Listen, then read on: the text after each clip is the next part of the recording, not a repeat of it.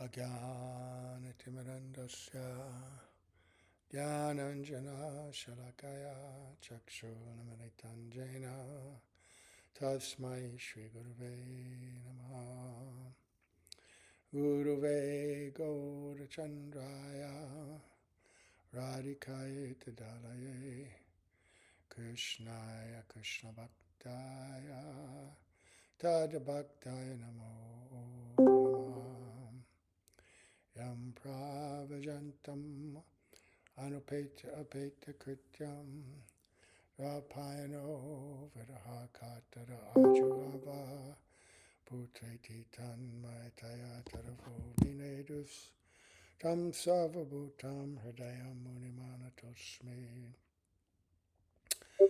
Narayanam Namaskritya Naram Chaiva Narottamam Devim Saraswatam Vyasam Tato Jayamudirayat Bhaktya Vihina Parada Lakshai Kiptaschikamari Tarankamadye Kripa Maitvam Sharanam Prabhana Prende Namaste Charanarvindam Tavevasmi Tavevasmi Najivami Tvaya Vina Iti Vigyaya Radhe Tvam Nayanam Charanandike Pancha Kalpatarubhascha Kripa Sindhubhya Evacha Patitanam Pavanebhyo Vaishnavebhyo Namo Namaha.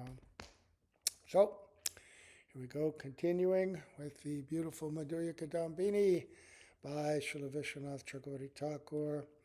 And we begin, as always, by offering our obeisance unto the lotus feet of our beloved Gurus, unto Sri Guru Pada Padmanitya Lila Bhavishta, Om Vishnu Padasta Tatsat Sri Srimad A.C. Bhaktivedanta Swami Prabhupada, Jai Srila Prabhupada, and unto Sri Guru Pada Padmanitya Lila Bhavishta, Om Vishnu Padasta Tatsat Sri Srimad Bhaktivedanta Narayan Goswami Maharaj, Jai Srila Gurudev, and unto our exalted Rupanuga Guru Varga, and all the assembled Vaishnavas, Vaishnavis. So, yesterday we were reading further deliberations on the qualities and development of nistha, right, in bhakti. And we heard that it is of two types. That is nistha in bhakti itself, right, the swarup lakshana of bhakti, the essence of bhakti, and the 9 limbs, fixed within them, and even more, the first 3 limbs. But also, there's a kind of nistha resting in that which is favorable to bhakti, right? That's called tad anukula vastu vartini. The first, resting in bhakti herself, sakshad bhakti vartini, right? So that idea of resting in, right, sakshad bhakti. And that's what we're mostly have been hearing and considering. But there's a subtle deliberation here about these qualities, that which is favorable to bhakti, right? Qualities like not desiring respect from others, offering respect unto others, friendship, compassion, right? Gratitude.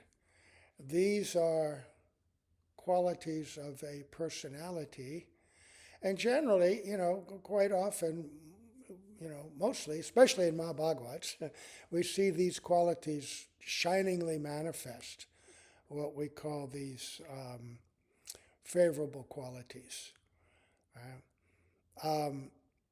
Now, but what we're going to hear in this next 2 verses is that one may be situated fixed in these in bhakti herself, in these 3 kinds of nistha: kayiki nistha, vachiki nistha, manasi nistha. In other words, fixed determination with the senses and the working senses and the knowledge acquiring senses fixed in seva, right? Or vachiki nishta, fixed in speaking and glorifying and speaking harikata. Or manasi nishta, always remembering one's guru, always remembering shlokas and things that one has read, pastimes, right? These are the three ways in which nishta manifests in the beginning. And one may be fixed in any one of them individually, not necessarily in sequence, oftentimes in sequence, but not always, right? Or one may be fixed in either one or the other or all together, right? But that's fixed in the limbs of bhakti itself, expressing oneself according to one's nature. Still a conditioned nature, right? Because one's not realized one's siddha deha, one's not free from the qualities of false ego yet. So by past activities, pious and impious, and also the samskaras of bhakti itself, we have different individual natures, which may incline us to one kind of service or another, right? And expert guru engages us according to our nature, right? And then there are the qualities that people will manifest as they, again, these qualities may be manifest by past pious activities or past impious activities. But as we heard in Jaiva Dharma, in the 6th chapter, the eligibility for bhakti is distinct from the eligibility for the different statuses in varnashram, right? So one may be a brahmana with very honorable qualities, right? Generosity, compassion, friendship, gratitude, all these self-control, all these wonderful qualities, renunciation, knowledge, intelligence, but they may be products of past pious activity, right? And one may be situated in a low birth with not so many good qualities and not such an agreeable temperament, and that may also be generally the result of past impious activities. But these are separate considerations from bhakti. Sometimes the qualities of the first, these good qualities, they're aligned with somebody in bhakti, and yet sometimes they're not. So that's what we're going to hear about in the next 2 verses. And this is very subtle, right? But it's very important to understand as we're progressing in our appreciation and understanding of how to relate and serve, recognize Vaishnavas. And so the 5th and 6th verses of Rupa Goswami's Upadeshamrita address both these ideas in sequence. In the 5th verse, he talks about just, Krishneti yasya manasi,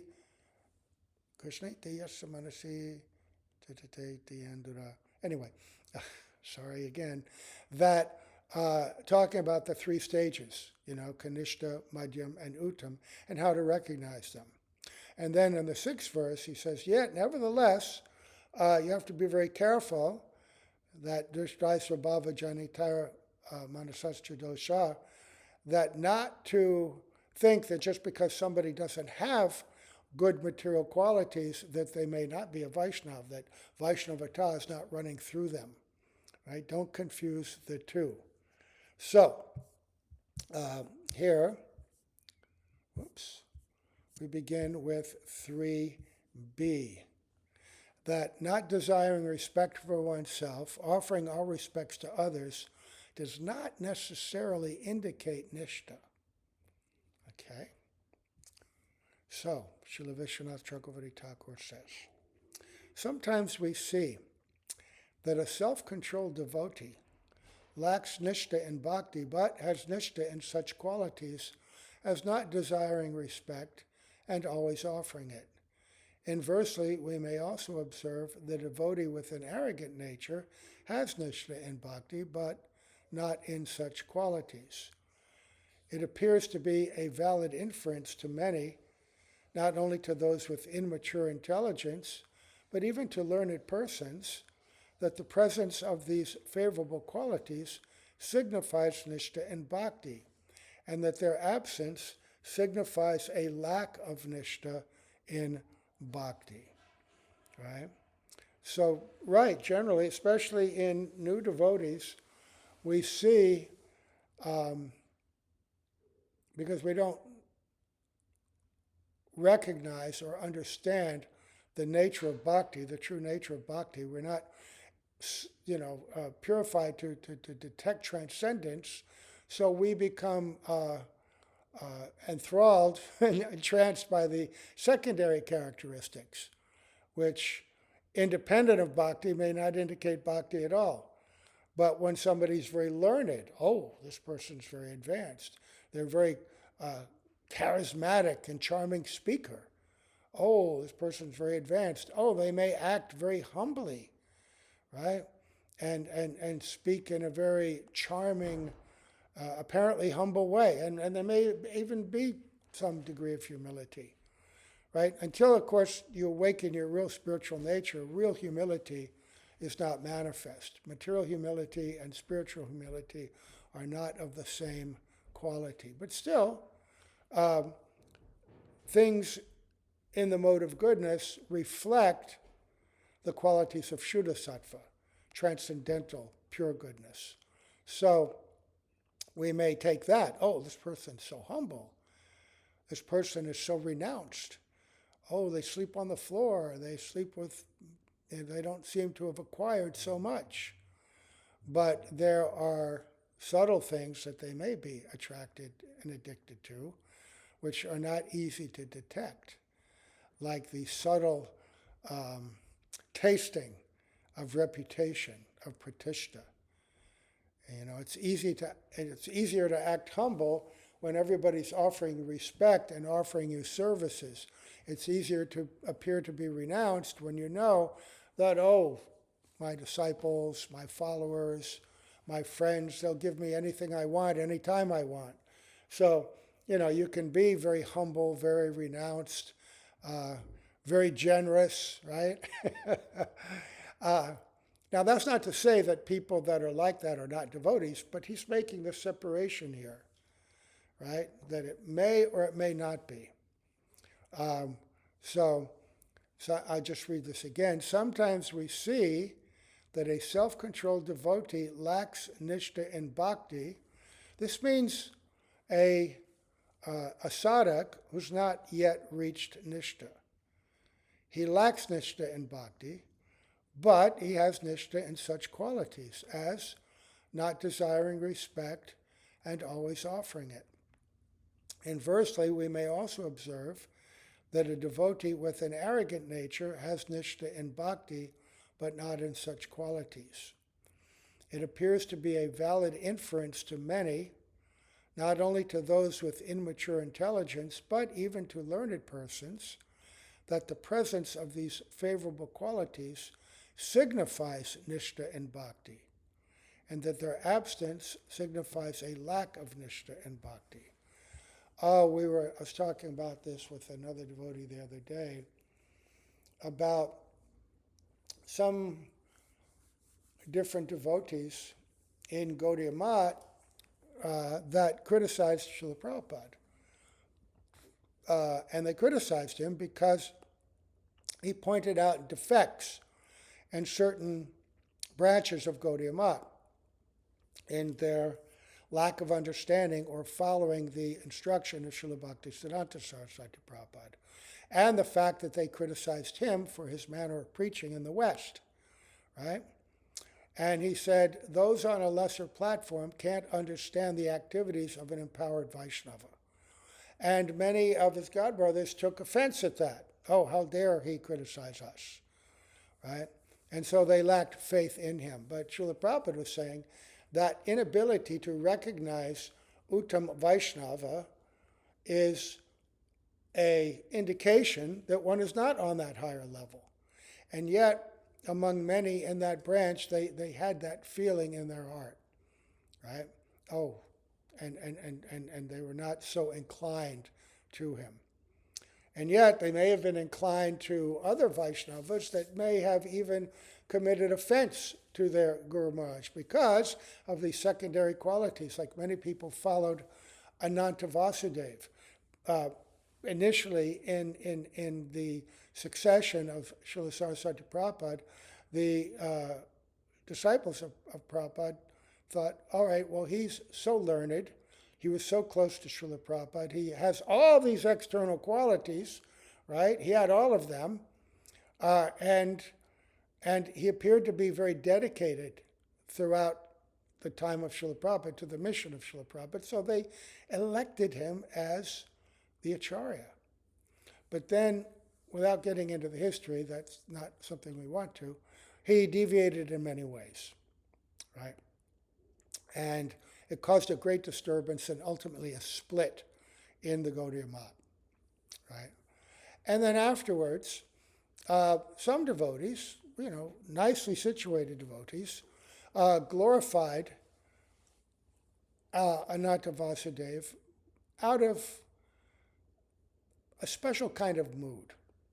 That the one devotee in particular, he wrote glowingly about him because his nature was to detect and recognize and honor anyone who had done any service to his Guru Maharaj, right? A very soft heart.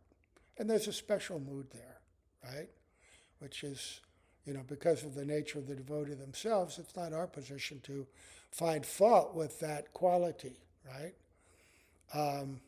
Because, even Bhaktisiddhanta Saraswati Prabhupada, one time, one pujari in the Bug Bazaar Mat had left his body. And this pujari was a disagreeable sort. The devotees didn't like him. He was always, he had different qualities, perhaps anger, criticism, people are hard to get along with. And it caused aggravation to so many devotees for so many years. And so he left his world, and there was a little group of devotees talking about him, and they were reflecting on all his bad qualities, talking amongst themselves. And they were kind of relieved, actually, that now, okay, he's gone now. But then Bhaktisiddhanta Saraswati Prabhupada was close by, and he said, oh, but he always his cloth was always very clean. And he was pointing out a very insignificant thing in one sense, right? But he was also pointing out that a devotee will always look for the best in everyone and try to bring that up and bring that out, right? Srila Narayan Maharaj was like that while we were struggling and trying to come back into bhakti. Whatever little indication of the service mood, the seva vritti would be there, he would recognize and encourage it. And any fault, he just neglected, bringing up. Then, however, once you begin to practice more seriously and really are on the path, then as guru, he would also now point out your faults, because that's also the role of guru. So sometimes it's appropriate just to praise and not to illuminate the faults. Faults are easy to detect. And for Vaishnavas on a lower level, we really should not reflect on the faults of others. If there is a Vaishnava who doesn't have good qualities, then we, we stay away, keep a distance. But don't meditate and talk about the fault, because then the fault comes into your own heart, right? By meditating on that, you become like that, right?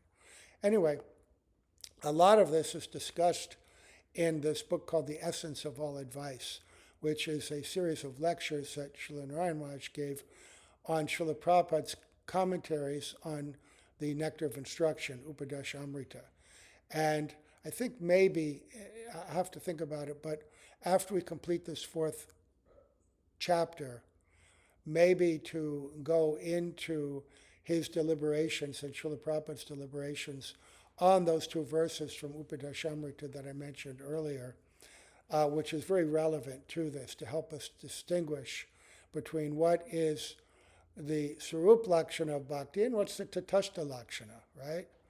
What it is and what it is not, and what is primary and what is secondary. So Srila Narayan Maharaj goes on, he goes to say, it is possible that within the heart of a self-controlled sadhak, we may find that all these good qualities are present despite the absence of nistha and bhakti.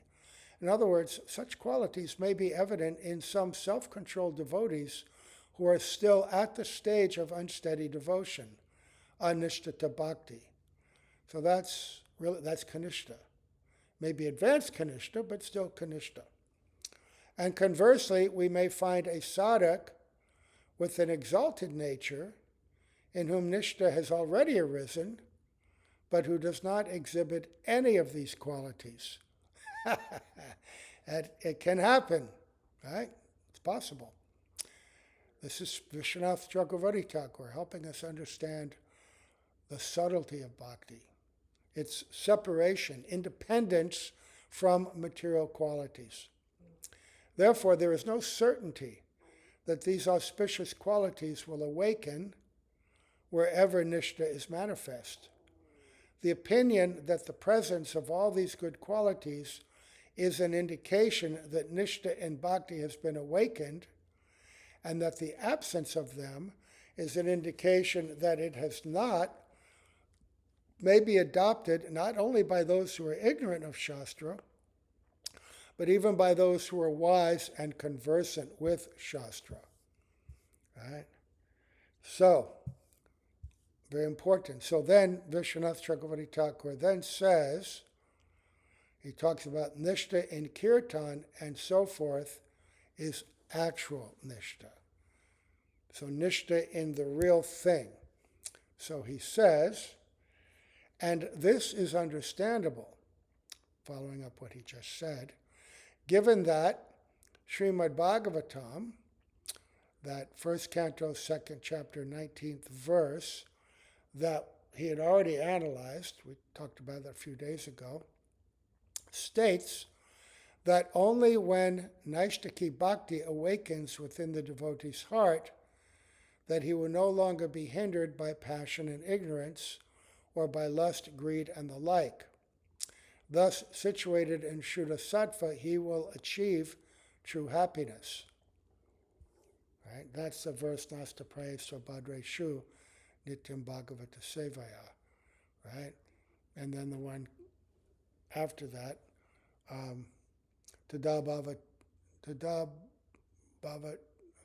Tada Rajas Tamo Bhava Kamalo Bhadayas Chaye Cheta Etayat Vidam Stitam Sattve Prasidati, right? And Evam Prasanna Manaso Bhagavad Bhakti Yogata Bhagavad Tattva Vijnana Mukta Sangha Param Vijat. We discussed those. We can always look back on those. The relationship, how Bhagavatam is laying out these conditions, how Srila Rupa Goswami is unpacking that in a very interesting way in the Supadeshamrita, talking about qualities of the devotees that have advanced through these different stages, how to recognize them, and how Vishwanath Chakravarti Thakur is analyzing bhakti and then drawing from those evidences to show, step by step, how stages of bhakti can be understood by their symptoms. So, thus it is understandable, given that Srimad Bhagavatam states that it is only when Naishtaki Bhakti awakens within the devotee's heart that he will no longer be hindered by passion and ignorance, or by lust, greed, and the like. Thus, situated in Shuddha Sattva, he will achieve true happiness. Intense enthusiasm to perform the limbs of bhakti, such as hearing and chanting, is the actual benchmark of steadiness, nistha in bhakti, and laxity in performing the limbs of bhakti is the benchmark of unsteadiness, anisthata in bhakti. This is but a summary of the deliberation on the subject of bhakti nistha. So Vishnu Chakravarti Thakur says, I'm giving you this, but this is a condensed summary. Right? So now, Srila Narayan Maharaj will give us some more explanation. That's the last verse of this 4th chapter. He says, we find the apparent evidence for this misconception regarding what is actual nistha, in the Srimad Bhagavatam, verses 18 and 19 of that 2nd chapter. Verse 18, which is that Nasta Preso Bhadreshu, ends with Bhaktir Bhavati Naishtaki, right? By regularly rendering service to the pure devotee, by hearing Srimad Bhagavatam, all things, all these things are purified, and one enters into nistha, Bhaktir Bhavati Naishtaki. But then, Tada Rajas Tamo Bhava, Kama Lobhadayas Chaye, Cheta Etair Anavidam, Stitam Sattve Prasidati. When Naishtaki Bhakti manifests within the heart can no longer be affected by the modes of passion and ignorance, nor by their effects, can't be affected, nor by the effects, such as lust and greed. Thus becoming situated in Shuddha Sattva, one's heart attains true happiness. So then Srila Narayan Maharaj explains, although the previously mentioned qualities are favorable for nistha in bhakti, they are not required to determine nistha in bhakti.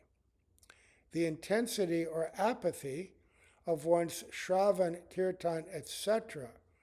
are requisite in determining whether one is practicing nishtha bhakti or anishtha bhakti. In other words, we should understand that intense endeavor in shravan and kirtan indicates firm steadiness in bhakti, and its absence indicates unsteadiness. So there it is, and that's a very powerful little summary at the end, and something that we have to reflect on. That if we want to advance in bhakti, if we want to, we're on the roller coaster of life, and as we're circling around, there's a ring, we're trying to grab that ring. That's probably an example that a lot of young people don't know about. But when we were growing up, the greatest thing that you could do, there weren't so many of these fancy roller coasters. You go to the carnival, and there'd be not a Ferris wheel. What are those things called? With the horses and the merry-go-round. Merry-go-round. Thank you. And we sitting on horses and different things. And just outside, when you're circling around, was a post with a ring. And it was hard to grab, but if you could grab it, the brass ring, then you could get another free ride. Of course, they stopped that because, it was hard to get, so people would be reaching out, they'd fall off the thing, and back then there was no consideration about all that. People were tougher. But you go for the brass ring. You're on the merry-go-round, but you're looking for the brass ring. So we're on the merry-go-round of life, but we're looking for the brass ring, or the gold ring, which is really our bhakti. And so this next step of intense endeavor in shravan and kirtan, that is the path to and the indication of firmness in bhakti. Which is why when you reach a certain stage, the emphasis on chanting and hearing, and study is also emphasized. Because hearing helps us understand what? Our goal, our prayojan, and our abhideya, and to sort things out in sambandha tattva. Then we become really serious about understanding bhakti and its three aspects, interrelated, right? But also the nature of how to do these things. what is chanting? Is chanting just some ritual to be completed and then we're doing all these other seva?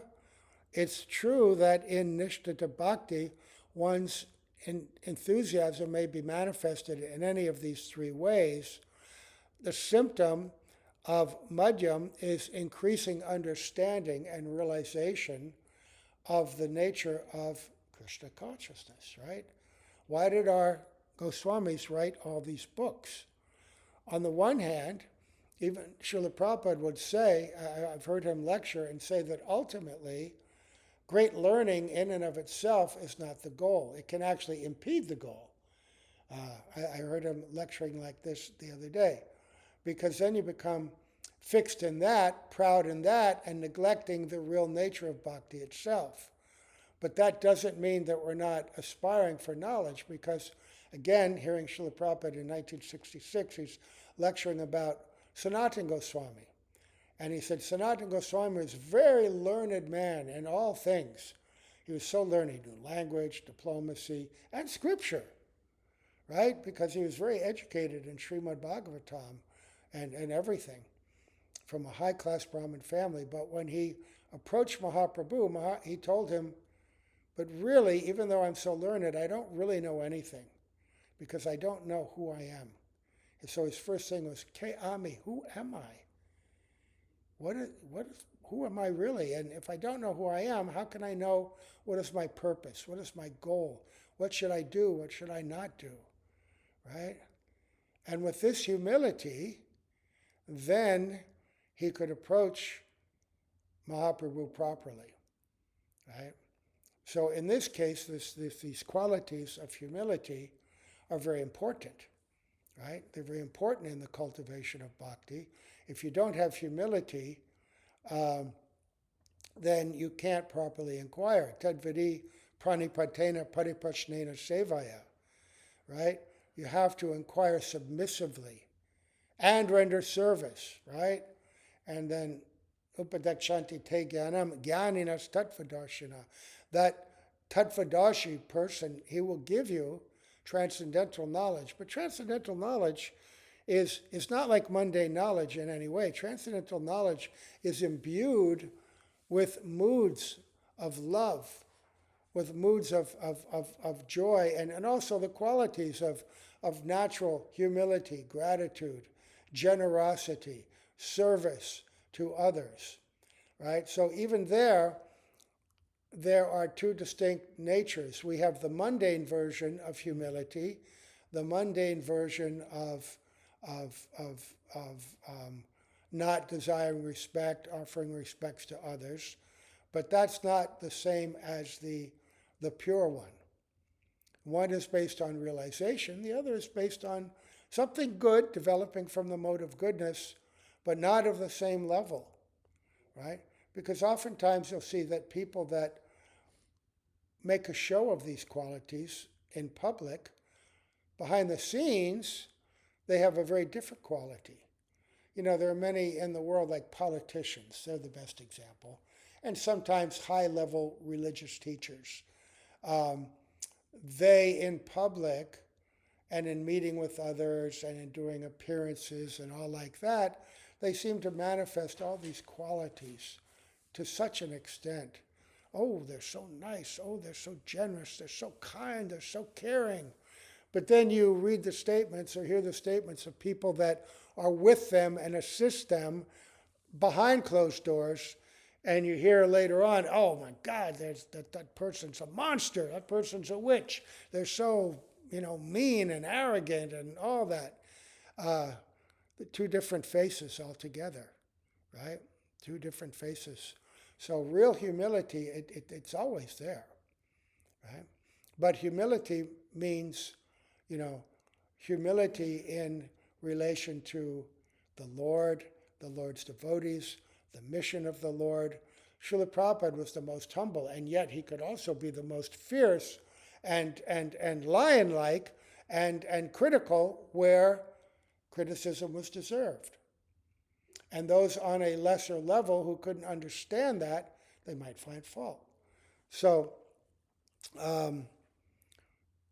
we should understand that intense endeavor in Shravan and Kirtan indicates firm steadiness in bhakti. I have one godbrother, so steady. Well, now he's left this world. Such a dear friend. I was so sad when he left. And to many people, he could sometimes appear very curmudgeonly. And he would sometimes have this impatient outburst, right? But he had such devotion to his Harinam and to study and to preaching and concern for others. And so when he left this world, there was this outpouring of affection for him that you would never know, because he never really advertised this or never made it a part of his profile. I have this many followers, I have this and that. You wouldn't even know. But people from all parts of the world, from all walks of life, were expressing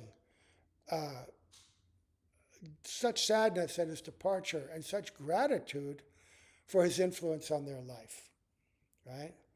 And in my personal dealings with him, like when we were doing virtual parikrams and things, we were in 2 different time zones, and so he'd call me up. And it'd be in the afternoon where I was, and so, okay, let's talk. But it was like 1 or 2 in the morning where he was. And he said, yeah, I just want to get this out of the way, what we're going to talk about, because he wouldn't be talking till his late afternoon. And me, I'd be talking in an hour or 2. And he said, but I just want to get this out of the way so that I can get to my rounds, my Harinam. Because he would be starting his Harinam at 2 in the morning, right? Or even 1:30. And even he wasn't in such good health. But nevertheless, always getting up that early to do his Harinam and dedicating his full day to make sure that he got in his appropriate chanting, study. He had such fixed determination for that, right? Such an amazing quality. And yet sometimes, he'd be a little curmudgeonly, right? But to me, then it became quite delightful, that quality, because it's an aspect of his service mood, right? So, some things to contemplate, to consider here. And they're going to be explained more. I think maybe I will, in the next few days, I'm going to go to this book, The Essence of All Advice. It was a series of lectures spoken in 1997 on Srila Prabhupada's Nectar of Instruction and his commentary, reading his translation and his commentary, and then speaking about it. Very, very nice, very eye-opening. Okay. So we're going to stop here. Today's Ekadashi here. We have a lot to do. It's also Sunday. So I'm going to stop at this point. Next thing will be chapter 5, right, where we begin deliberations on Ruchi, which is extraordinary. But we may intercede briefly to analyze this subject matter up to this point from that different angle. Okay. So, all glories to Srila Prabhupada, all glories to Srila Narayan Maharaj, all glories to our exalted Guru Parampara, all glories to all the assembled devotees, Gaur Premanande, Hari Hari Bo.